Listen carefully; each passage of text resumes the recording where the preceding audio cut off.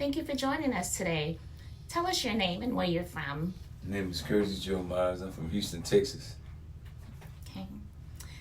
Curtis, tell me, what does disaster mean to you? Disaster means to me like when you come to a storm in your life, you know, you just nowhere else to go but pray to God. You know, that's a disaster to me. You have no one to turn to but Him. You can turn to the world, and you got no answer. Tell us one experience you had that you considered to be a disaster. One experience. I would have to say the time that I was at Main Street Square, I almost got killed. That was a big disaster for me, but I lived through it. Go over with me that night when 5 men jumped on me. I'm still here. So that was a disaster to me. 5 men jumped on you. And I didn't have a chance, but he was with me. I got one cut on my lip. That was great. You know, God, that's all I can say. That's what did that. Because I was out of, I couldn't go no more. And so I call it disaster, because that was disaster your life could have been too.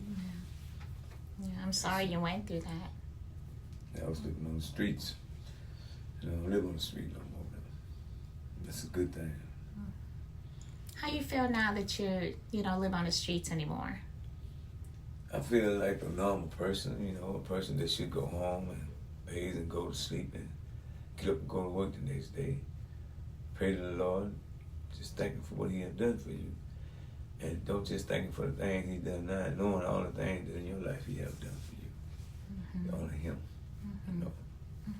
What gave you hope in the midst of the disaster that you went through, or disasters that you went through? What gave you hope? Paul in the Bible. That's what gave me hope. That's what gave me hope. And Jesus, just knowing, you know, what He went through, how He did it for me. That's why I can go to church, any church, and I can work, and it's really, I know if I didn't get paid, it wouldn't bother me at all. I wouldn't even get mad. I said, maybe God got something else for me. That's what I would say. Yeah. I would not argue nothing. I just say, wait, whatever. I said, it's cool. And if I had something I had to take care of, I would tell them, man, just hold on, man. God got it. That's what I would say. You know, that's pretty much that. That's a beautiful story. I'm glad that you found hope in the midst of something so disastrous, so difficult, so challenging for you.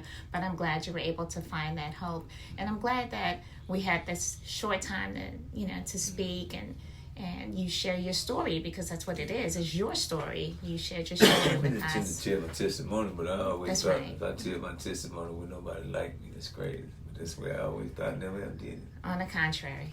But I got a car, I got one, man. I got a testimony. What about You do. when the Lord get ready for me to do it, you know, I'm pretty sure that I'm That's going right. to do it with no static in it. That's It right. should help somebody. It's That's pretty right. bad. Thank you for sharing your testimony with us. I truly appreciate it. Yes, Thank you ma'am. for being here and spending time with us tonight, okay?